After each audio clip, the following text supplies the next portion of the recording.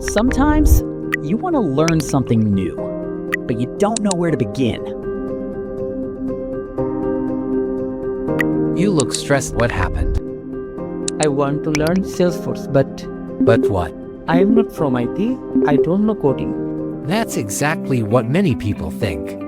Salesforce is not just about coding. It's about understanding how businesses work, how systems work, how customer management, workflows, and automation work together. Many people start with roles like Salesforce Administrator, where learning logic, systems, and problem solving matters more than coding. So where can I learn this?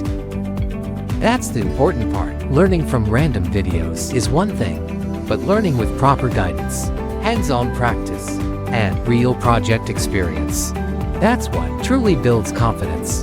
That's why platforms like Micronetbd Education focus on practical Salesforce learning, helping learners understand how real systems work through guided sessions and hands-on project experience. You don't need an IT background to begin.